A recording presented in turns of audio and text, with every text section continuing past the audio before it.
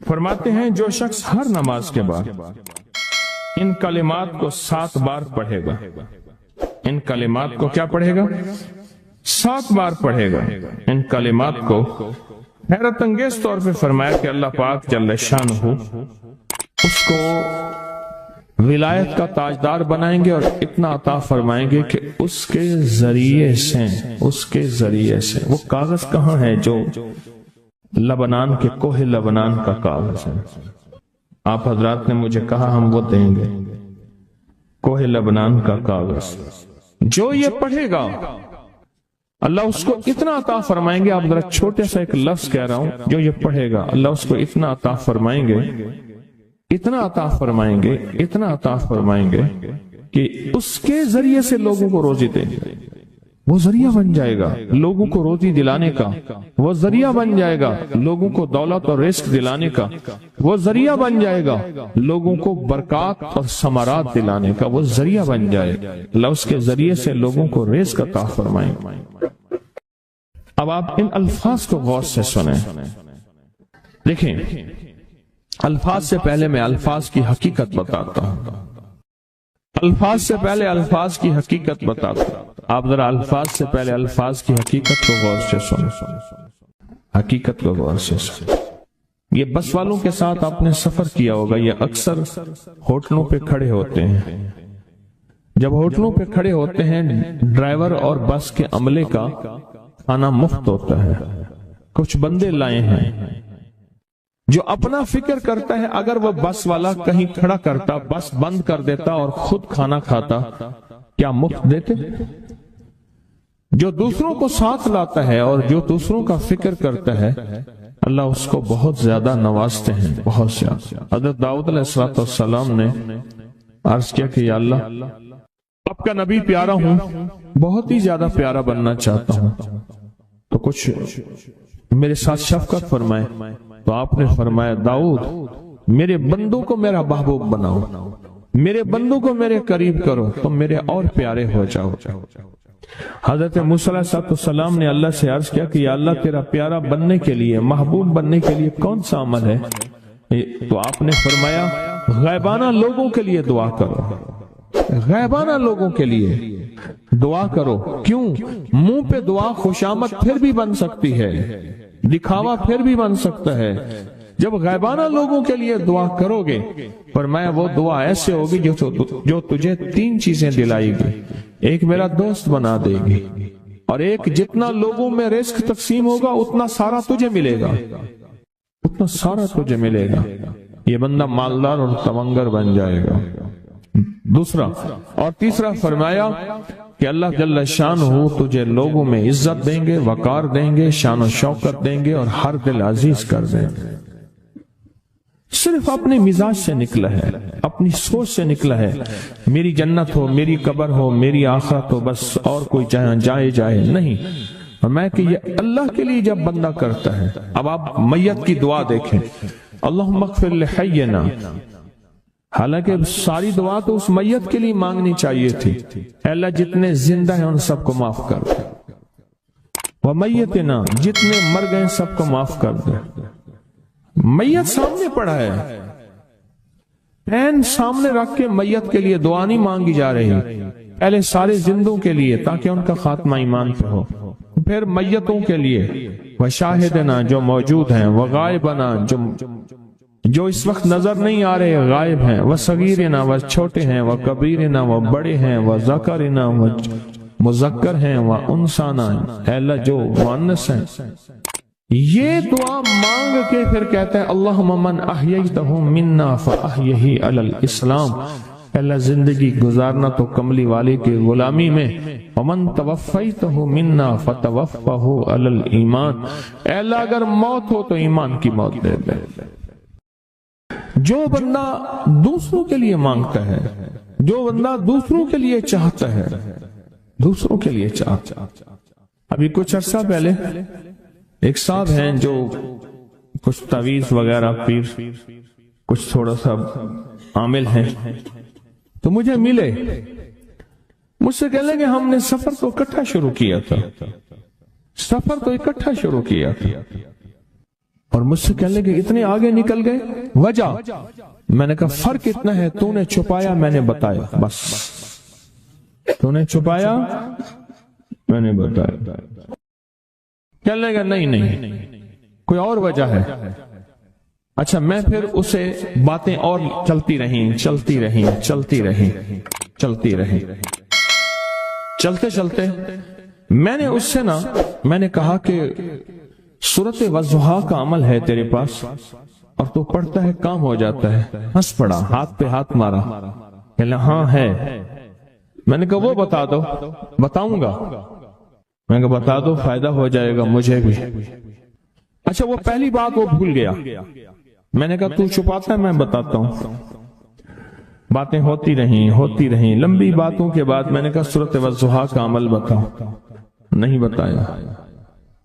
میں نے کہا تجھ میں اور مجھ میں فرق یہی ہے، میں سورۃ یہی والضحیٰ کا عمل، میں نے کہا یہی ہے جس کے کاف میں 9 بار یا کری۔ میں کہا پتا تو مجھ سے کیوں پوچھتا ہے؟ میں نے کہا تجھے یہ بتانا چاہتا تھا تو چھپاتا ہے میں بتاتا۔ تو مدد اس کے مطابق آتی ہے۔ اللہ کو اپنی مخلوق اپنے بندے پسند ہیں، جو اپنے بندوں کو، اللہ کی بندوں کا راحت کو سوچتا ہے، جو اللہ کے بندوں کی اندر کے درد اور مشکلات اور مسائل کو سوچتا ہے، اللہ پہلے اس کا بھلا کر دیتا ہے۔ ہو بھلا کر بھلا، ہو بھلا سو بھلے کا بھلا، بھلا کر بھلے کی جگہ بھلا ہوگا۔ اب یہ جو دعا ہے جو میں آپ کو بتانے لگا ہوں، اب اس کے لفظوں پہ غور کریں۔ اللہم اغفر لامت محمد صلی اللہ علیہ وسلم۔ اللہ اب حالانکہ آپ نے لیے پڑھ رہا ہے، اللہ ساری امت محمدیہ کو معاف کر۔ اللہم ارحم امت محمد، اللہ امت محمدیہ میں جتنے بھی ہیں سب پہ رحم فرما، رحمت فرما، مغفرت فرما۔ اللہم اصلح امت محمد، اللہ امت محمدیہ کی جتنے بھی مشکلات مسائل ہیں ان کی اصلاح کر دے، پریشانیاں دور کر دے۔ اللہم استر، اللہ ان کے پردے رکھ دے، امت محمدیہ کے پردے رکھ دے، امت محمدیہ کے پردے رکھ دے، اللہ کسی کے پردے نہ ہٹا، اللہ سب کی مغفرت فرما، اللہ پردے رکھ دے، پردے رکھ دے سب۔ اور اللہم اجبر، کیا فرمایا؟ اللہ ٹوٹے دلوں کو جوڑ دے، جتنے دل ٹوٹے ہوئے ہیں اور دل آپس میں ٹوٹے ہوئے ہیں، آپس میں دل ختم ہو چکے ہیں، گھر ٹوٹنے والے ہیں، طلاقوں تک نوبت پہنچی ہے، یا دل ایسا ٹوٹا ہے کہ مانگ مانگ کے تھک گیا ہے، اللہ جتنے بھی ٹوٹے دل ہیں ان سب دلوں کو تو جوڑ دے، سب لوگوں کو۔ اللہم فرج، اے اللہ لوگوں کے لیے کشادگیاں کر دے، رزق کی کشادگی، صحت کی کشادگی، برکت کی کشادگی، رشتوں کے لیے کشادگی، کاروبار کے لیے کشادگی، زندگی کے سفر کے لیے کشادگی، اے اللہ لوگوں کے لیے کشادگی اور رحم کا معاملہ کر۔ اب آپ سوچیں اس ساری دعا میں ایک دفعہ بھی اپنے لیے مانگا؟ ایک درویش کے پاس ایک بندہ گیا، حضرت ولایت کا کوئی شارٹ کٹ بتائیں، بالکل آسان راستہ۔ فرمایا جب کوئی غیر مسلم بغیر کلمے کے مر جائے، کسی کونے میں منہ دے کے رو لینا، اللہ تجھے ولایت دے دے گا۔ احساس، درد، غم، اللہ کو یہ پسند ہے اور اللہ کے ہاں اس کی قیمت ہے اور اللہ کی بارگاہ میں اس کی قیمت ہے۔ اس پورے کے پورے وظیفے میں آپ یہ دیکھ لیں ایک دفعہ بھی آپ نے لیے نہیں مانگا گیا۔ اللہم اغفر لامت محمد، اللہم ارحم امت محمد، اللہم اصلح امت محمد، اللہم استر امت محمد، اللہم اجبر، اللہم فرج، اللہم منصر، اللہ سب کی مدد فرما۔ اللہم اغفر لے، اللہ سب کو معاف کر دے۔ ایک چیز بھی آپ نے لی ہی نہیں مانگی۔ ایک ہے کہ مجھے دے دے، ایک ہے اس کو بھی دے دے، اس کو بھی دے دے مجھے نہ دے، اس کو بھی دے دے مجھے نہ دے۔ جو دوسروں کا فکر کرتا ہے امت کے یہودی، عیسائی، ہندو، سکھ، نہ ماننے والے اور ماننے والے مسلمان، ان سب کا جو فکر کرتا ہے اللہ اسے سب سے زیادہ بھی دیتا ہے، اللہ اسے جھکتا بھی دیتا ہے۔ یہ جو عمل ہے نا، یہ عمل عجب عمل ہے، عجب عمل ہے۔ یہ کاغذ جتنے پڑے ہیں دیکھیں کتنی تعداد میں ہیں جو مجھے دیے ہیں، یہ عمل ہے۔ امام جلیل یمنی یافعی فرماتے ہیں ہم چند دوست مل کر کوہ لبنان پر گئے تاکہ وہاں کے رہنے والے، سنا ہے کوہ لبنان میں وہاں عابد رہتے ہیں، زاہد رہتے ہیں، ابدال رہتے ہیں، شاید ہماری بھی کسی سے ملاقات ہو جائے۔ کہنے لگے ہم 3 دن تک مسلسل چلتے رہے، ہمیں کوئی ہستی نہ ملی۔ اسی دوران میں میرے پاؤں میں چوٹ لگ گئی اور میں چلنے سے عاجز ہو گیا۔ آخر میں بلند پہاڑی پر آ کر بیٹھ گیا۔ میرے ساتھی یہ کہہ کر کہ تم یہاں پر آرام کرو، ہم اطراف میں گھوم کر آتے ہیں کہ شاید کوئی ابدال مل جائے، کوئی درویش مل جائے، کوئی بزرگ مل جائے، اس کی ہم زیارت کر لیں، دعا کرا لیں۔ وہ دونوں چلے گئے، میں اکیلا بیٹھا رہا، شام تک نہ آئے، حتیٰ کہ رات ہو گئی وہ نہ آئے۔ اکیلا پہاڑی اور بیابان میں تڑپتا رہا، بھوک، پیاس، دکھ، تکلیف، پاؤں کی تکلیف، پردیسی، مسافر، بیابان، جنگل۔ دوسرے روز میں نے وضو کے لیے پانی تلاش کیا تو پہاڑی کے نیچے پانی کا ایک چشمہ نظر آیا۔ وہاں وضو میں کے لیے کھڑا ہوا تو اثناء نماز کسی تلاوت والے کی آواز سنائی دی۔ نماز سے فارغ ہو کر میں آواز کی طرف چل پڑا۔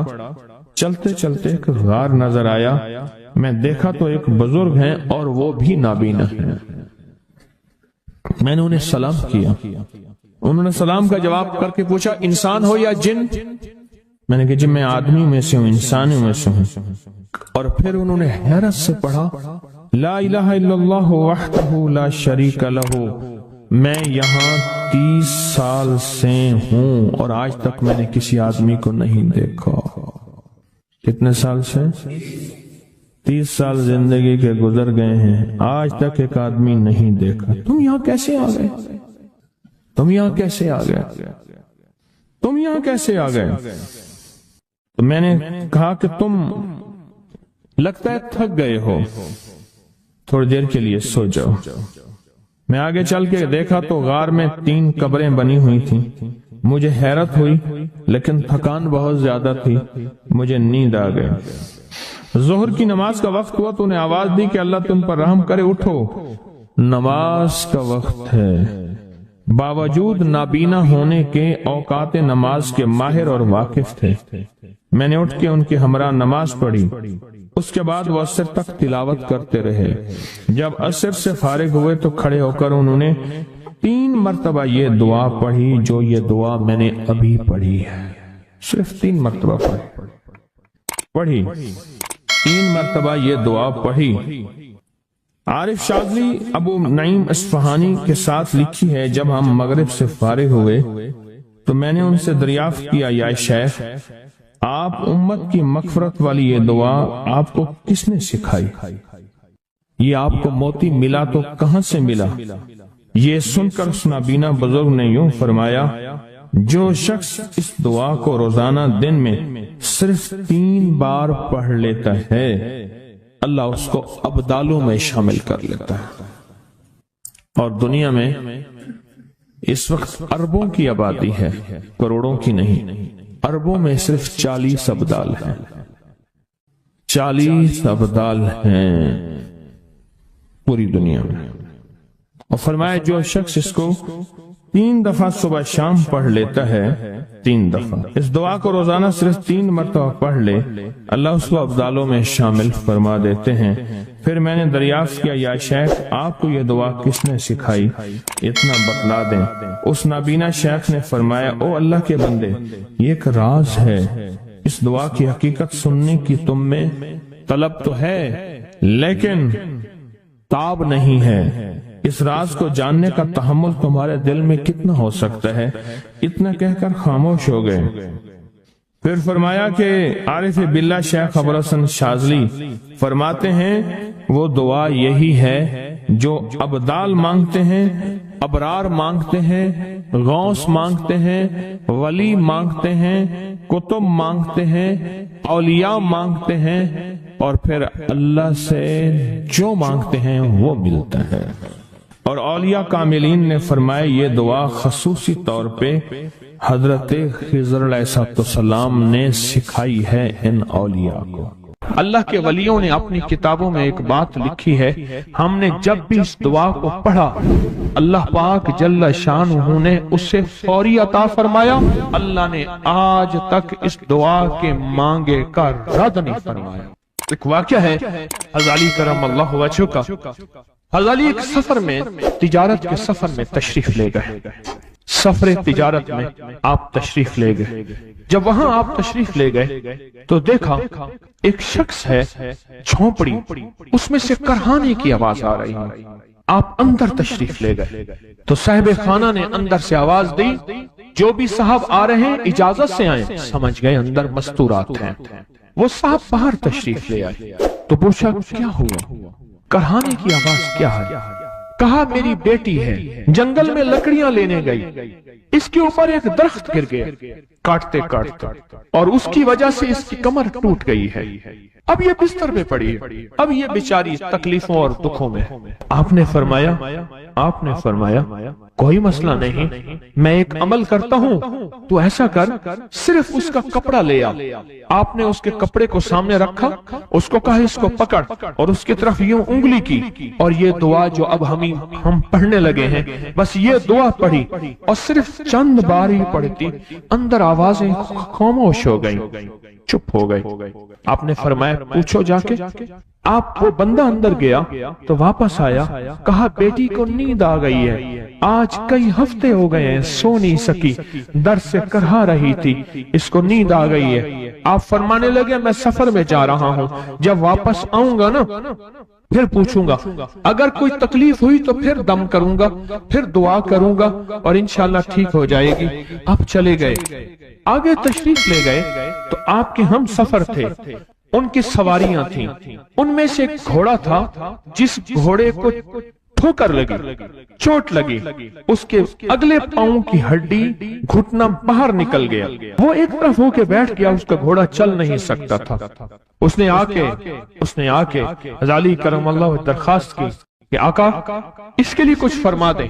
فرمایا میں اس کے لیے دعا کرتا ہوں، یہ ٹھیک ہو جائے گا، اور آپ نے دعا پڑھنا شروع کر دی، اور فرمایا یہ اس کے ہاتھ پہ، اس کی ٹانگ پہ آپ نے ہاتھ پھیر دیا، جو معذور تھی، ٹوٹی ہوئی نکلیا ہوا گھٹنا تھا، فرمایا ٹھیک ہو گیا۔ اور قافلے والوں نے دیکھا وہ گھوڑا سب سے آگے تھا، سب سے سبک رفتار تھا، اور سب سے لاجواب تھا۔ آگے ایک جگہ تشریف لے گئے تو قافلے کو پیاس لگی، پانی کی ضرورت تھی، کنواں دیکھا تو کنواں خشک تھا۔ آپ نے فرمایا کوئی بات نہیں، یہ دعا پڑھی، اور دعا کو پڑھ کے اپنا لعاب کنویں میں ڈال دیا۔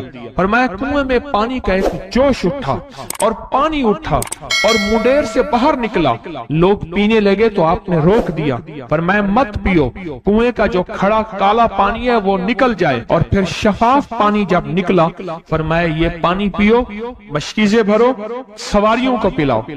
قافلہ چلتا رہا، آگے تشریف لے گئے، آگے دیکھا تو کھانا ختم ہو گیا، اتنا کھانا تھا کہ اب کھا لیں، آئندہ کیسے کھائیں گے؟ تو آپ نے فرمایا جو کھانا ہے لے آؤ۔ آپ نے کھانے کو رکھا، اوپر کپڑا ڈال دیا، اور یہ دعا پڑھنی شروع کر دی جو ابھی ہم بیٹھ کے پڑھیں گے، خوش قسمت ہیں۔ اور کپڑا ڈال کے فرمایا دعا فرمائی، یہ عمل فرمایا، یہ دعا پڑھی، اور اس کے بعد فرمایا دیکھو کھا لیا، اور فرمایا ہمارا 17 دن کا سفر تھا، اس 17 دن میں ہم نے کھایا، لوگوں کو کھلایا، جہاں لوگ آتے تھے ان کو بٹھاتے تھے، دسترخوان ہمارا تھا چند افراد کا، پھر سینکڑوں لوگوں نے کھایا۔ 17 دن کے سفر میں تھوڑی سی کمی بھی نہ ہوئی، جب گھر لوٹے تو وہی کا وہی ہمارا خزانہ، کھانا وہی سارا توشہ موجود تھا۔ آگے تشریف لے گئے تو ایک تجارت میں ایک دیکھا تو ایک بندہ ہے ٹھیکریوں پہ ٹھیکریاں مار رہا ہے، آپ اس کی طرف تشریف لے گئے، آپ نے اس کو جا کے دیکھا، لگتا ہے کہ تو پرانا جواری ہے، اس نے کہا جوا کھیلتا تھا، سب کچھ ہار بیٹھا ہوں، ہر چیز زندگی ختم ہو گئی ہے۔ آپ نے فرمایا اچھا ایسا کر توبہ کی نیت کر لے، اللہ سے توبہ کر لے، اور پھر میں تیرے لیے دعا بھی کرتا ہوں، عمل بھی کرتا ہوں۔ تو ایسا کر، پتھر پہ پتھر مار، تیرا ہر پتھر سونے کا بنتا جائے گا۔ آپ بیٹھ گئے، اس نے ویسے ہی پتھر پہ پتھر مارا، اور جیسے بیچارہ بے بسی کی حالت میں پہلے مار رہا تھا، آپ نے دعا کرنی شروع کر دی، یہ دعا پڑھنی شروع کر دی، اور دعا پڑھتے پڑھتے دیکھا تو لوگوں نے پتھروں کی شکلیں بدلنا شروع ہو گئی، اور جو پتھر بھی اس کے ہاتھ میں آیا تھا وہ سارے پتھر سونے کے بن گئے۔ آپ نے سارا سونا اس کو دیا، چل پڑے۔ سفر میں آگے جاتے جاتے دیکھا کہ ایک شخص ہے، اس کے ساتھ ایک بچہ ہے، ایک بوڑھی عورت ہے، ایک بوڑھا گدھا ہے، اور وہ سارے پیدل چل رہے ہیں، گدھے کو سواری کو ساتھ لیے ہوئے۔ تو آپ نے پوچھا کیا ہوا؟ انہوں نے کہا ایک سانپ ہے جو اس گدھے کے پہ مسلط ہے، وہ سامنے بیٹھا ہے، وہ نیچے نہیں اتر رہا، ہم نے مارنے کی کوشش کی ہے، اس کی پھنکار سے عصا جل جاتا ہے، اور جلا ہوا عصا دکھایا، ڈنڈا جلا ہوا دکھایا کہ ایک پھنکار سے ڈنڈا جل جاتا ہے، وہ مسلط ہے گدھے پہ، ہم پیدل چل رہے ہیں، منزل پہ ہے، سانپ مسلط ہے، اس کا کوئی حل نہیں۔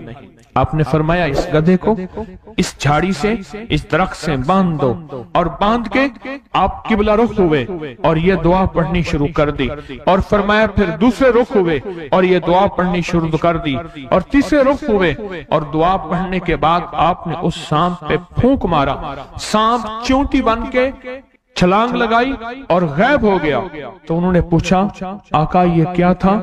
فرمایا یہ تمہارے اوپر ایک دشمن جن مسلط تھا جو کہ تمہاری جانوں اور عزتوں کا لٹیرا تھا۔ آخرکار آپ کے غلام نے آپ سے پوچھا آقا اگر آپ یہ دعا ہمیں سکھا دیں، چشمہ فیض سے گر ایک اشارہ ہو جائے، چشمہ فیض سے گر ایک اشارہ ہو جائے، لطف ہو آپ کا اور کام ہمارا ہو جائے۔ آئیں بسم اللہ کر کے اس دعا کو پہلے سنتے ہیں۔ یا وہاب حبلی من نعمت الدنیا والآخرہ انک انت الوہاب۔ اللہ کے ولیوں نے اپنی کتابوں میں ایک بات لکھی ہے، ہم نے جب بھی اس دعا کو پڑھا اللہ پاک جل شانہ نے اسے فوری عطا فرمایا، ورنہ اس کی نسبت عطا فرمائی، اور ورنہ چند لمحوں میں عطا فرمایا، ورنہ چند دنوں میں۔ اللہ نے آج تک اس دعا کے مانگے کا رد نہیں فرمایا۔ میری ایک درخواست ہے سورۃ اخلاص 2 تسبیح زندگی کا معمول بنا لیں، اس کو تو کبھی نہ چھوڑیں۔ کیا خیال ہے؟ 2 تسبیح زندگی کا معمول بنا لیں، اس کو کبھی نہ چھوڑیں۔ اس کا فائدہ کیا ہوگا؟ اس کے انوکھا فائدہ ہوگا۔ اللہ پاک نا نور کی برکت سے، اعمال کی برکت سے نسلوں میں نور اور خیر عطا فرماتے ہیں، پھر نسلوں میں وہ نور چلتا ہے، نسلوں میں وہ برکتیں چلتی ہیں، بعض اوقات دوسری نسل میں، بعض اوقات تیسری نسل میں، اور بعض اوقات اسی نسل میں۔ عرض کر رہا تھا کہ اپنی زندگی میں اس نور کی روشنی کو ساتھ لے کر چلے۔ 2 تسبیح سورۃ اخلاص کی تو زندگی میں نہ چھوڑیں۔ سفر میں جا رہے ہیں، حضر میں جا رہے ہیں، صحیح جا رہے ہیں، پیدل چلتے پڑھ لیں، گاڑی چلاتے پڑھ لیں، گاڑی میں بیٹھے پڑھ لیں، کہیں دفتر میں بیٹھ کے پڑھ لیں، مجبوراً وضو نہیں تو بھی پڑھ لیں، پر چھوڑے نہیں۔ کیوں؟ آپ کی زندگی میں اس کا نور نسلوں میں منتقل ہوگا، اور اس کا نور نسلوں میں جائے گا، اور نسلوں میں رزق، دولت، عزت کے اللہ دروازے کھول کے دکھائے گا۔ ایسا نور ملے گا آپ سوچ نہیں سکتے، ایسا نور ملے گا۔ کون سا مسلمان ہے جو کہتا ہے مجھے سورۃ قل ہو اللہ، سورۃ اخلاص نہیں آتی؟ ہر بندے کو آتی ہے۔ اگر کوئی کمزور علم رکھنے والا ہے تو تھوڑی سی محنت کرے، یاد کرے تو اس کو یاد ہو سکتا ہے، اس کو یاد ہو سکتا ہے۔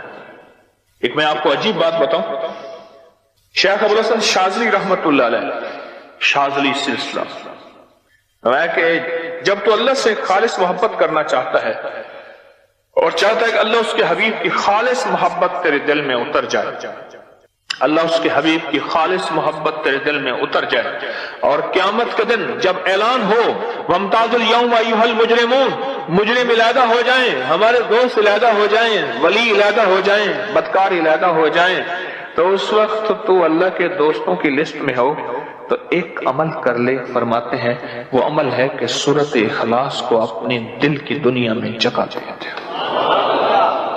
اللہ اکبر۔